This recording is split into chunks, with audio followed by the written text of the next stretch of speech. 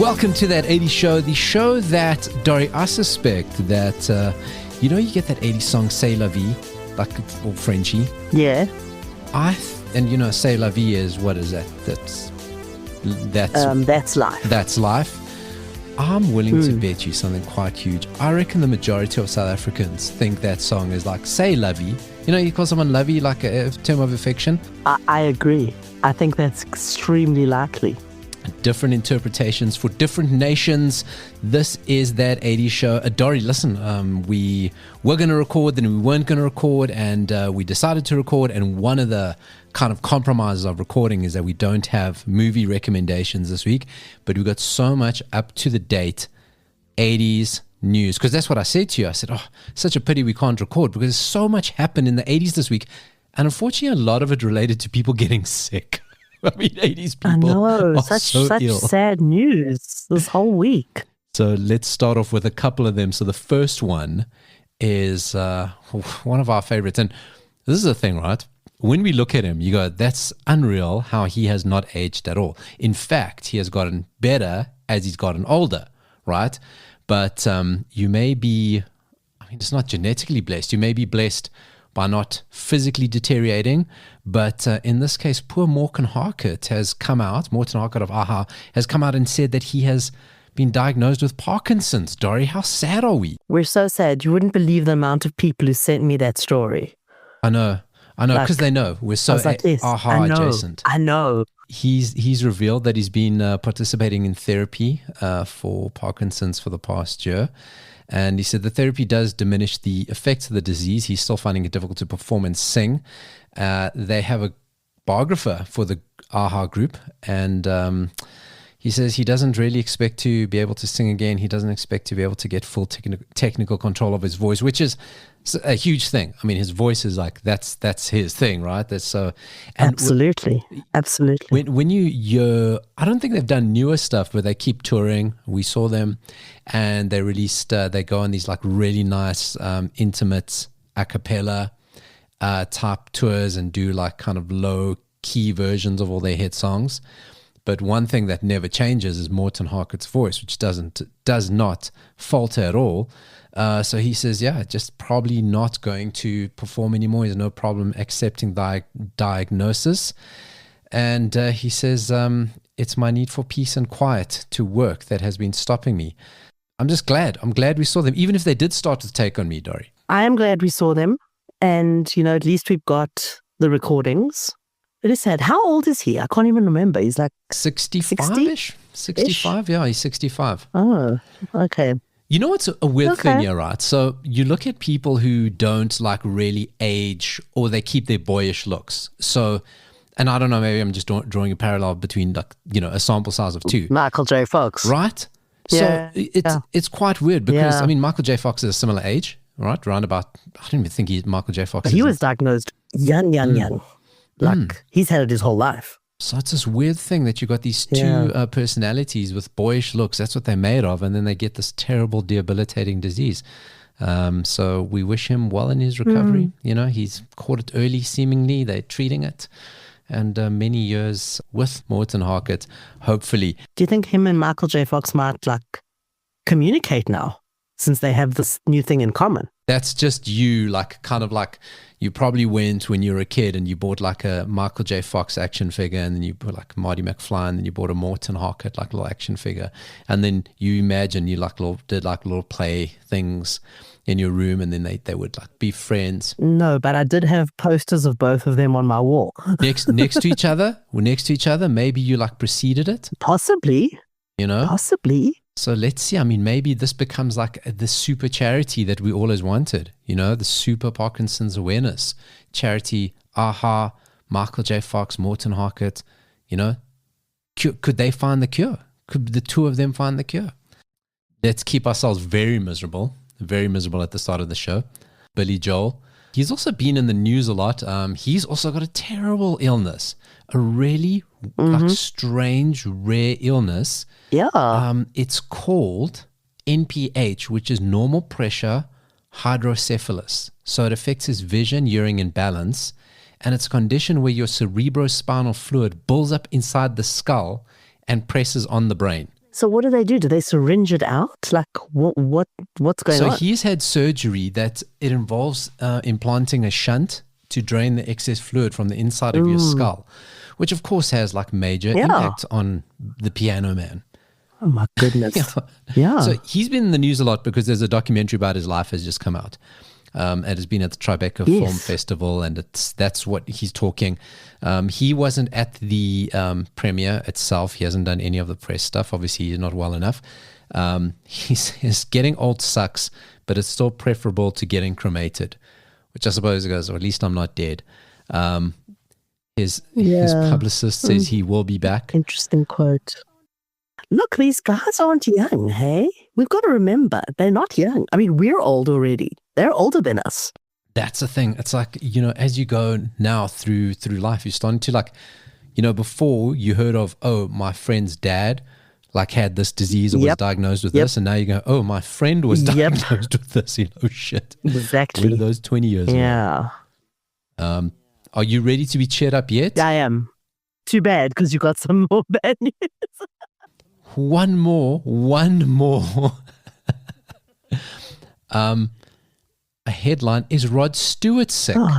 Oh no, what's happening with RodStewart? Remind me how old RodStewart is though. He's 80. RodStewart is now 80. So we've gone 65, 76, 80. Okay. I did not know that RodStewart has battled with all these health issues over the years. Okay, do you want to take a listen to kind of like this? I'm getting comfortable. Okay. Get comfy, because this man is like a medical journal by himself. He's Google MD himself, right? WebMD. 2000, he was diagnosed with thyroid cancer. In 2016, he was diagnosed with prostate cancer, right? Which he's still being treated for. Jeez, it's like really trying to attack him from all sides. Guys, you've really got to go to the doctor, finger up the bum, no harm done, is the tagline that I'm sure was on every poster. He's always battled with his voice. So, obviously his voice and his singing style is so distinctive, it's going to put strain on his vocal cords. So he would use steroids to help manage the inflammation and the swelling, which caused more problems. He became dependent on the steroids, and at one point, the medication led to a ruptured stomach lining during a concert, which sounds like shit. Okay. It sounds horrible. You know who gave him his advice on how to deal with things? Frank Sinatra, of all people. Old Blue Eyes said to him that if you want to continue your career, do lots of underwater swimming. Lots of it, holding your breath one end to the other, because this will improve your lung capacity and make you a better singer. Why not? Now, the thing is, Frank Sinatra always had like moblings, right? Yeah. I wonder if like that's something that he was like not totally testing on himself, testing on those Goombas, those other people that kind of like, stepped on the wrong side of his turf, kind of what, like holding them underwater? I'm just saying, there's moblings, I'm putting things together. I saw Casino, I know what they used to do. Put heavy weights on them and throw them in the river. Another thing, I can sleep with the fishes. Sleep with the fishes if you want to have a long singing career. Another thing, I can relate to this because it took out many a better man than me. He's a keen soccer player. Always played soccer, and obviously playing indoor soccer. He's got an indoor soccer pitch in his LA mansion. I doubt he still plays now, but he used to invite like all the Brits who live in LA, including Robbie Williams and the like, and they'd have these like major soccer tournaments at RodStewart's house. You always heard of those. But they took its toll, and in 2020 underwent a full knee replacement. Now 2020, what are we talking, like mid-70s? That's not easy. No. And then from that, he had the knee surgery. Then he had to have an ankle fusion because, that's life and that's just your body. Also probably from the soccer though. Well, yeah, and I mean, I think it's all things. I mean, he doesn't exactly sit on a stool when he performs either, And he's skinny. He is skinny. Skinny is a problem. He caught COVID, of course he did, strep throat in 2024, which forced show cancellations. And then he recently canceled a 2025 Los Angeles show, saying he wasn't feeling well, which not fucking surprisingly. I mean, he's 80 and he's partied hard his whole life. Let the man rest.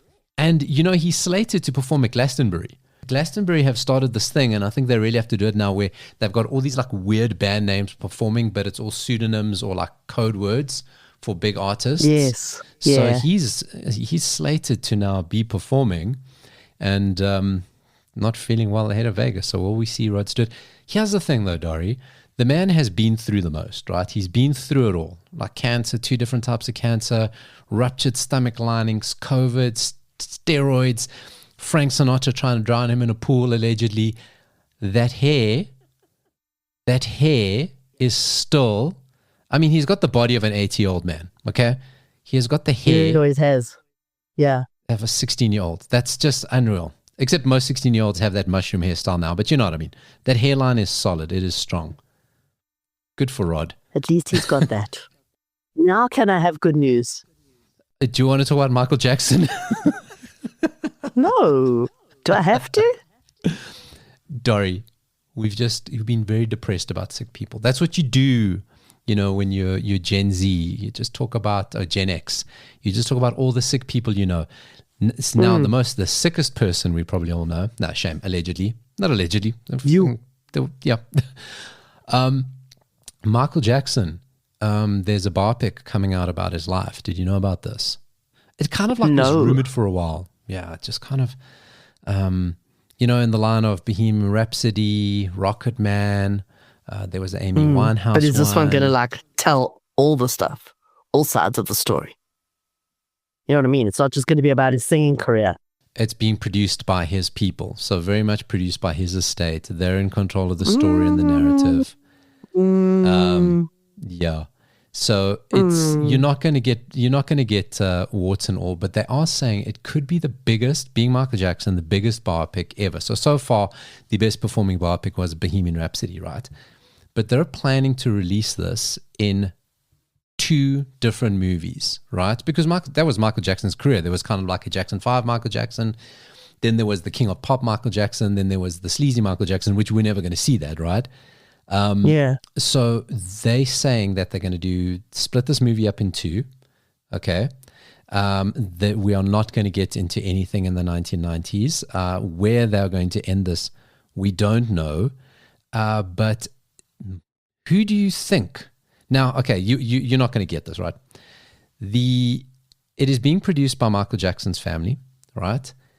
Right. It is starring Miles Teller, isn't there? The ugliest good-looking guy. Nia Long is playing Katherine Jackson, right? Okay. Who do you think could be playing Michael Jackson?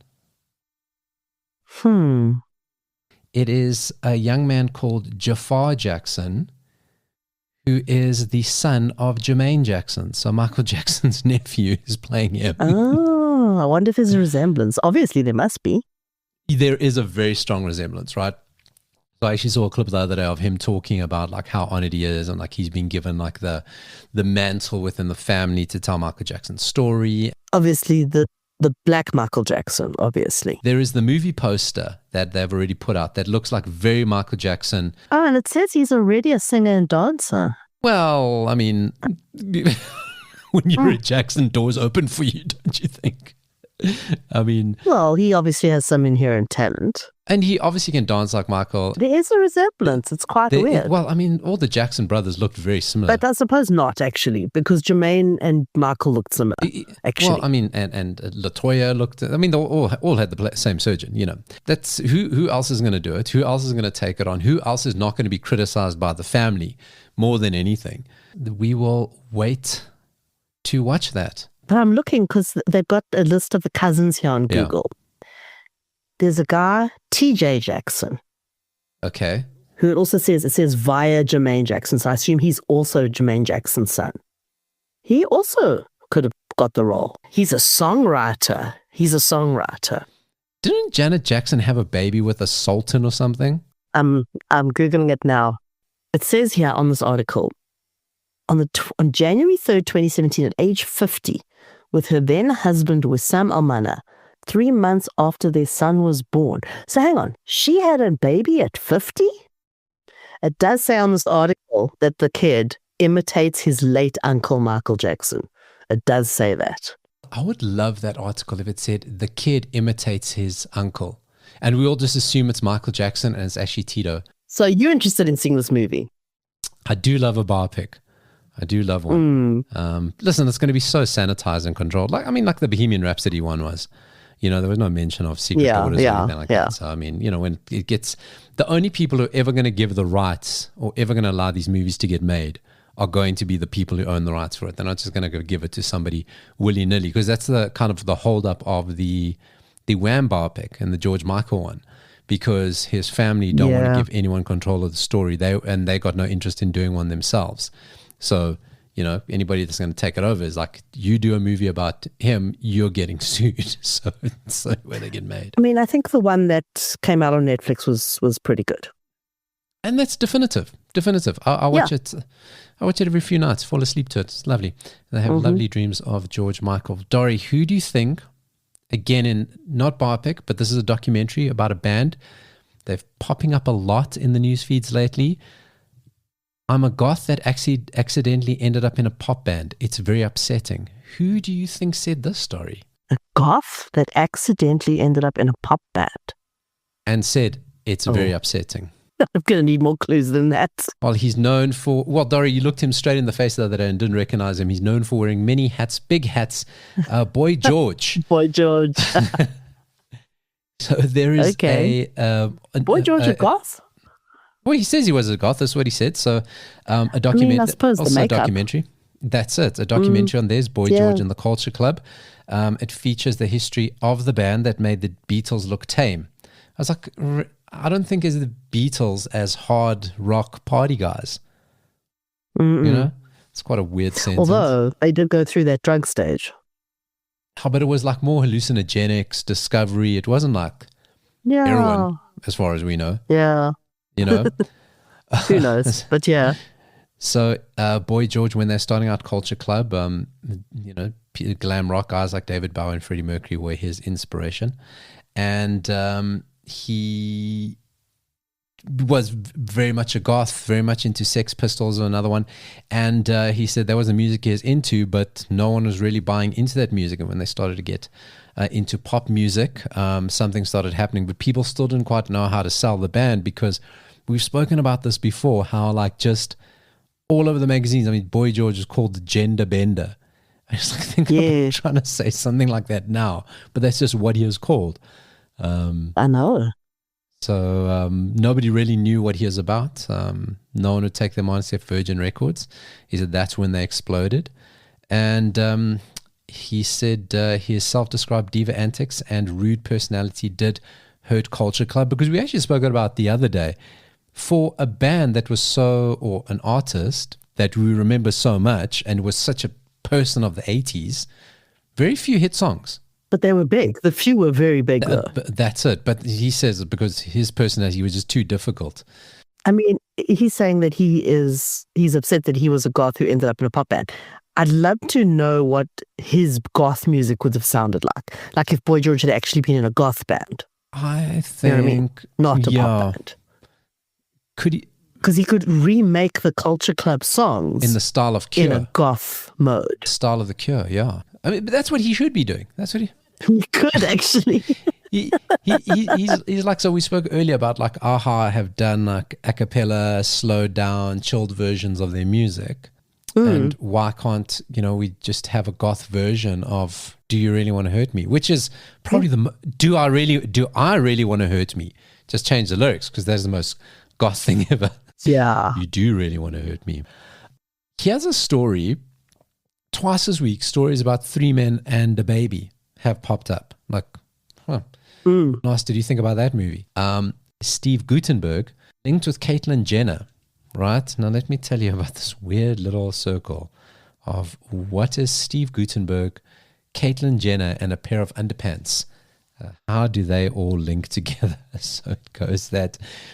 Okay. I've told you about the movie Don't Stop the Music, which, speaking of biopics, was kind of like the riff or a take on the Village People story. We've spoken about that before. Oh, yes. Oh, Barrett loves this movie, but I still haven't seen it. It's a ridiculous movie. Like, basically, if you don't have the time, Of course, it is on YouTube, like all great movies. Play two or three Village People videos together, and that's the movie, right? And then just chuck in Steve Guttenberg and Caitlyn Jenner. So it was, at this time, was Bruce Jenner was in it as well. So we had Steve Guttenberg, wasn't really known yet. It was early 80s, so he wasn't Mahoney. He hadn't been in Cocoon. He hadn't been in 3 Men and a Baby yet. So he was just kind of this guy. But people knew he was going to be big. He's one of the characters in it. And Bruce Jenner was also in it as well. And Bruce Jenner hadn't exactly made that massive breakthrough had he won the gold medal here? People knew him, but he wasn't like that massive star yet.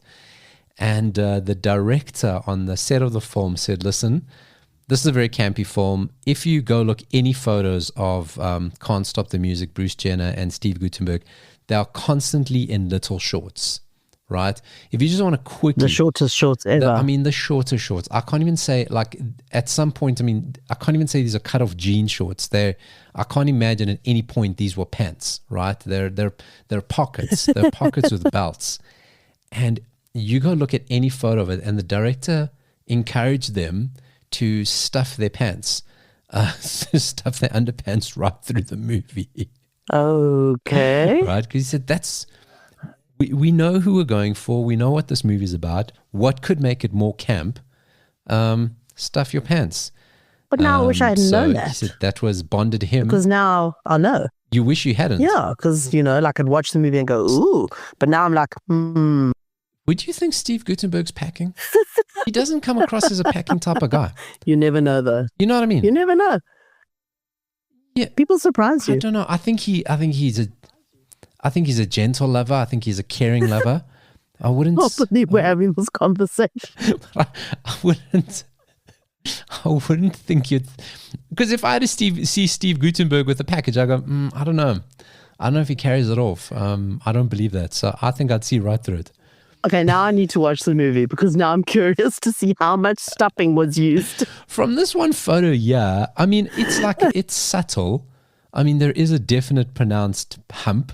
Yeah, I'm looking at the photo. I think we're looking at the same photo. The black and white one with the Village People walking behind them.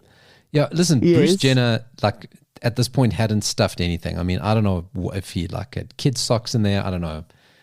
It opens up a whole other bunch of questions. But you see what I'm saying? So you can see Steve Guttenberg. There's something in there. But it's misshapen. Because more than anything, you go, what the fuck? And what's wrong with it? That thing looks terrible. Your socks have shifted. Oh, indeed. But, Steve Guttenberg's one of the good guys in Hollywood. He kind of for such a big star, he never really let it go to his head. And he said, it's something he picked up very early on, that you just can't let any other shit go to your head, the highs, the lows. You just got to stay quite normal. Yeah. And, that's why last we saw him, he was rescuing people in Hollywood from the LA fires, and nobody even knew it was him. And that's just how low-key the lovely Steve Guttenberg is. They're big in right now making 80s movies about beloved, or movies about beloved 80s franchises, because there's IP, or you've got a generation of our generation have kids, and then we want the kids to love the stuff that we loved. And we've seen Transformers become live action. We've seen G.I. Joe become live action. We've seen Ninja Turtles become live action. We've seen He-Man become live action. My Pony has never become live action, but they've done a lot of My Little Pony stuff. And the two that they haven't rebooted made live action is Thundercats. And the other one, I would have said up until now, but this is getting a CGI makeover, live action, is the Care Bears. And I was never a Care Bears fan. I was a bit too old, and they're so cheesy. They say that thing that the Ewoks are Care Bears who've made bad life choices. They said, imagine in the universe, right, that the Ewoks are Care Bears who got banned from Care Bear Land and were addicted to hallucinogenics, and those were the Ewoks. And they said, imagine that's where the Ewoks come from. But now with that in my head, I don't think I can ever see a non-cracked out Care Bear. Is there any footage yet at all for us to know what we're doing? Okay. It's just been announced. They've just hired the director. I'd love to see the sketches. But then you got to think of like Paddington, the live action Paddington. That looks that's fine. That's true. Paddington looks okay. So I am seeing Ted. Get the Ted. There we go. Again, another Dick Bear, but get the Ted guys. Okay, I'm seeing it happen now. I can see it. I'm seeing it happen. I don't know if I want to see it, but I can see it. You still no. Just like Steve Guttenberg stuffing socks in his pants. I can see it. Don't know if I want to see it. So, Dori, we talk a lot about way too much about Back to the Future. Possibly. We spoke about MichaelJFox earlier and didn't once mention Back to the Future. We talk about the DeLorean. We talk about the hoverboard. We talk about the self-tightening. We speak about so much. The other day we spoke about friggin' Marty McFly going back to the 50s, and he's a teenager ordering a tab, which is the most shameless cross-promotion piece of shit. Now that you think about it, Dori, go into Back to the Future 1, okay? The second best Back to the Future. Marty McFly, he's a musician, right? Yes. Think to one of the big final scenes at the prom. Okay. When he plays Johnny B. Good. Right. He just takes the electric guitar, and then somebody phones his cousin Chuck. It's, kind of like hinting that it's Chuck Berry, and say, you've got to hear this. Yeah. And then he says, you guys aren't ready for this, but your kids are going to love it. Right? Yes. So he plays this, what is now come to be known as a cherry red Gibson ES345. That's the name of the guitar, and is one of, they say, the most iconic guitars in film history. Right? So, got a guitar. And now if you think of all the stuff that's been involved in Back to the Future, every DeLorean is accounted for, right? That they used in it. So many of the things that they used is still accounted for. The set still stands, whatever. That guitar has been missing since 1985, the one that he used in that scene. What? Yeah, story. That guitar has been missing. Now, you and I, as bigger Back to the Future fans as anyone, and I'm going, this is fucking outrageous here. Yeah. And the stars of Back to the Future, including MichaelJFox, Christopher Lloyd, Leah Thompson, and Harry Waters Jr., have put out a plea saying, help us find this guitar. Right? Do you have any details? Did you work on the set at the time? Have you seen it somewhere? It must have been stolen, right? Well, on the set. Here's where I think. So very coordinated. All four of those people put out this at the same time a message, we're looking for the guitar. Huey Lewis pops up. He's like, we got to find this guitar, right? Yeah. And here's where the cynic in me, so my cynic senses start tingling. Great Scott, Huey Lewis says. Let's find it, guys. If only you had access to a time machine. So there is a website called LosttotheFuture.com. Okay. Plus there's a hotline. Very 80s, there's a hotline. Okay. And that you can, have you been to this website, LosttotheFuture.com? I've actually just clicked on it.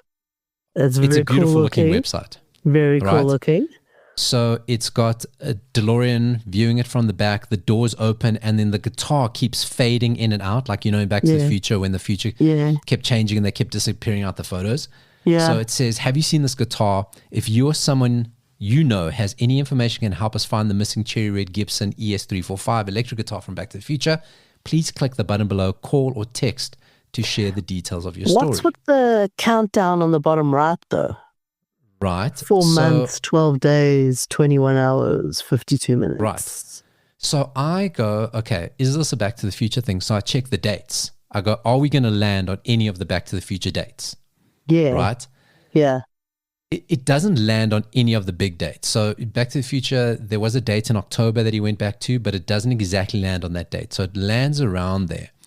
But when you do look around this website, it's a one-pager, but when you do, it's not showing here on my iPad as I'm looking.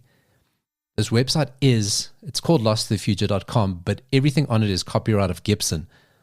I think this is obviously a publicity campaign. A launch of a new guitar. They're going to re-release it. That's what I think. I'm signing up to the mailing list. I'm sure you have as well. So that we gotta can see find the where guitar. this goes. I don't hate it. I think it's fun.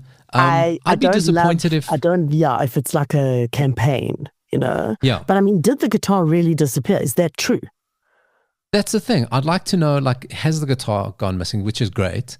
I mean, because you have stuff like that all the time, like actors or extras just take something. Because you know, when you're working on a movie, you don't think this movie is going to be, it's just a movie, it's just a payday. So you take like E.T.'s head or something, or, you know, Mr. T's mohawk, you just take it home with you. And MacGyver's mullet, like you just, I'm just shooting MacGyver, I'll just take home his mullet. And you don't expect it to become this massive thing. So I really hope somebody did take it, and they probably know where it is. They probably tracked it down. One thing I really don't like is that on the DeLorean, they've changed the license plate. You see that? It doesn't say out of time. It says Gibson. Yeah, this is so campaigny. Dory, as with anything, it keeps us in content. so 80s people keep doing what you're doing, because we got 40 odd minutes every week to keep busy and keep full. So, you know, whether it be like talking about the illnesses of 80s people. I mean, DavidHasselhoff was spotted in a wheelchair the other day. I was like, what? Being wheeled around in a wheelchair. But he's also had surgery. Of course, you know, he brought down the Berlin Wall with one stomp. So, you know, that's to be expected. So, you know, there is nothing that will stop you and I from, you know, milking content for all it's worth, you know? So if you think you know where the guitar is, you know, I mean, police files, right? Keep them peeled. You know, you keep them peeled for a guitar. And